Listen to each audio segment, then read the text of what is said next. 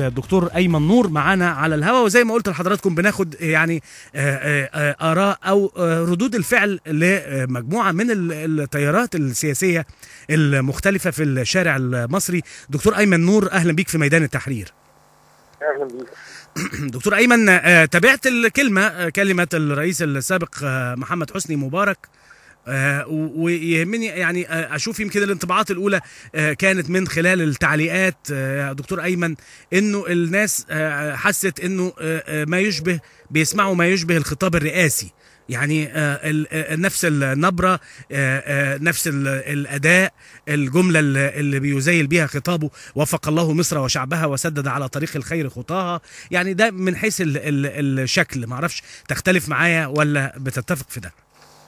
لا والله أنا أختلف شوية. أنا شخصيا بقرأ هذا الخطاب باعتباره خطاب لشخص متهم. ترددت أنباء عن الاتهامات الموجهة ليه عبر وسائل الإعلام، فمن حقه أن يدافع عن نفسه عبر وسائل الإعلام، لكن كمان من حقنا أن احنا ما نصدقش ولا كلمة من اللي قالها الرئيس، خاصة أو الرئيس السابق، خاصة أن هذا الكلام الذي قاله لا يتفق لا مع المنطق ولا مع العقل ولا مع البيانات والمستندات والأوراق والأدلة اللي تحت أيدينا. وبعدين الرئيس مبارك لما يقول في حديثه، أو الرئيس السابق مبارك لما يقول في حديثه أو في دفاعه عن نفسه، يقول والله إن ثروات أبنائه لم تأتي عن طريق استغلال النفوذ، لم تأتي عبر استغلال النفوذ، بل أتت بأي طريقة. يعني هذا كلام الحقيقة كلام مرسل ودفاع مرسل لا يقوم عليه دليل. يعني هل هذه الثروات هبطت عليهم من السماء؟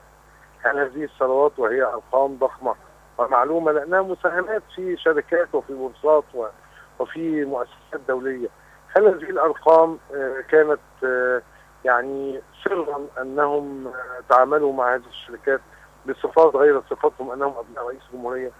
وبعدين يا سيدي الفاضل، كيف لا يكون هناك استغلال نفوذ وهناك أحد أبناء الرئيس كان يتعامل بوصفه رئيس الجمهورية أو رئيس الجمهورية تحت التصويت، وكان يمارس كل صلاحيات رئيس الجمهورية وكل صلاحيات اتخاذ القرار السياسي والاقتصادي في مصر عبر سنوات طويلة.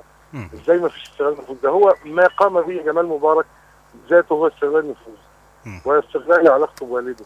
يعني الحقيقة كلام كله كلام مردود عليه وكلام لا قيمة له لا أمام القانون ولا أمام الرأي العام، لكنه في النهاية حقه. هو الرجل متهم الآن وعليه أن يدافع عن نفسه وبالقطع اي شخص متهم. طيب يعني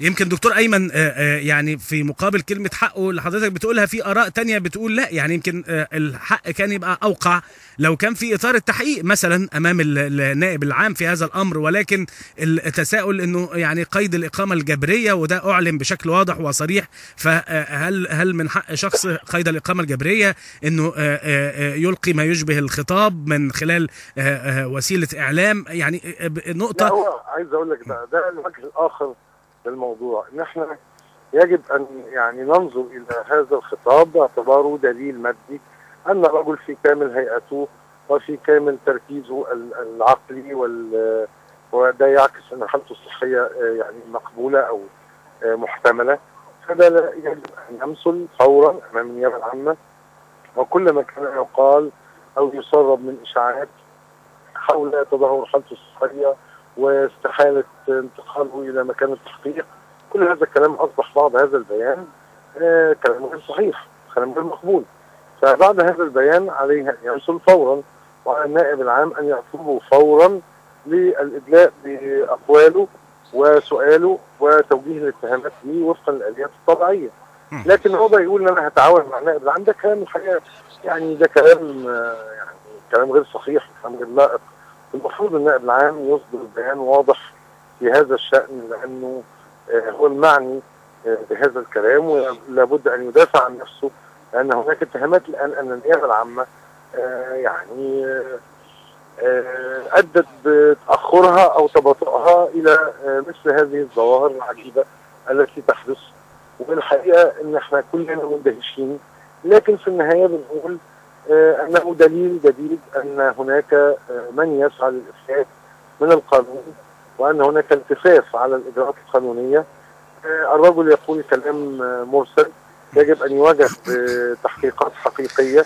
هل هي كلمه في اطار الدفاع عن النفس او دفاعه عن نفسه زي ما بتقول بعد عن ضاقه الحلقه بشكل او باخر، ولا انت شايف ان ده ممكن يبقى خطوه ضمن مجموعه خطوات اخرى سابقه؟ يعني بمعنى اخر، هل تربط هذه الكلمه بشكل او باخر مثلا باحداث جمعه التطهير وما تبعها، او تربطها ببعض خطوات اخرى ممكن تكون وارده في الفتره اللي جايه؟ هل هي ضمن مخطط هذه الكلمه ضمن مخطط متكامل، ولا هي مجرد حاله دفاع عن النفس؟ شوف، انا في تقديري انها يجب ان تكون في اطار حاله الدفاع عن النفس، وهذا حق مشروع لاي حد يدافع عن نفسه، واللي يتوجه ليه اتهامات عبر الاعلام يرد. لكن في النهايه علينا ان نتفق ان هذا الكلام غير صحيح، وان الاجراء الصحيح هو مواجهته بالتحقيقات والبيانات والبلاغات. وانا شخصيا مقدم بلاغ من هذه البلاغات ضد الرئيس مبارك.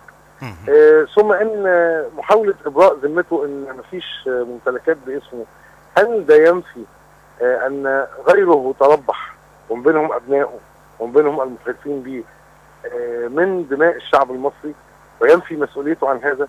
هل ينفي مسؤوليته عن كل الجرائم السياسيه اللي انت اشرت اليها قبل ما نتكلم، خاصه بتزوير الانتخابات، وخاصه بقتل المتظاهرين وبقمع المظاهرات وبالاساءه لصوره مصر بكل ما فعله في سنوات حكمه؟ الحقيقه كل الكلام ده يجب ان يساءل فيه وان يحقق معه. يبقى ان هو قال كلام النهارده اي متهم لازم يقول كده.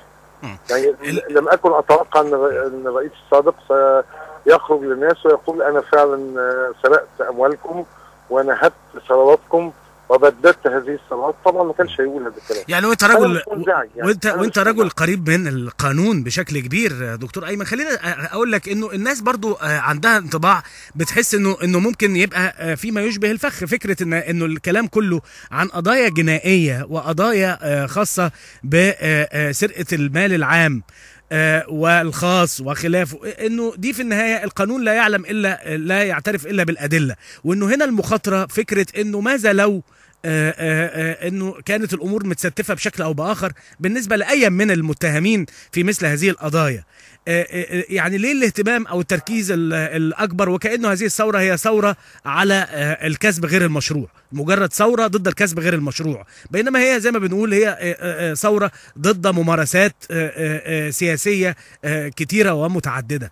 انت مش شايف، وخاصه بعد هذه الكلمه او هذا الخطاب واللي تم برضو انهائه من الرئيس السابق حسني مبارك ببعض التوعد بانه احتفظ بكافه حقوقي القانونيه تجاه كل من تعمد النيل مني، وكانه ممكن بين لحظه واخرى يجد البعض او يجد الشعب المصري نفسه متهما وليس مجنيا عليه؟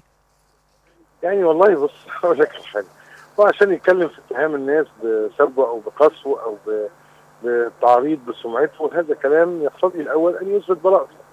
ويعني الحقيقه ان هذا الكلام فرض مستحيل، لان هناك حقائق وبيانات وهناك امور واضحه وضوح الشمس. وانا لا اتصور يعني ان الذي كتب الكلمه الرئيس السابق يعني كان حكيما بالدرجه الكافيه، لانه بيستعدي الناس، هو محتاج يحط مصر كلها في السجون عشان الحقيقه مصر كلها بتقول هذا الكلام، العالم كله بيقول هذا الكلام، كل المؤسسات الدوليه التي حللت ثروته ووضحت يعني تفاصيل لم تكن لدينا. هو محتاج يعني يدافع عن نفسه اولا في كل هذا، ثم يبحث عن توجيه اتهامات الاخرين، لان الحقيقه الامور واضحه، واعتقد ان الوقت لن يمهل الرئيس مبارك.